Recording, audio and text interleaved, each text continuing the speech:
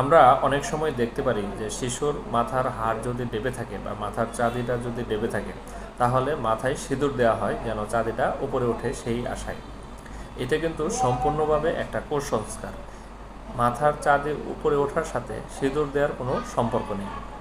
মাথার চাঁদি মেনলি দুটো কারণে ডেবে থাকতে পারে। একটা হচ্ছে যে ডিহাইড্রেশন যদি থাকে, তাহলে মাথার চাঁদিটা ডেবে যায়।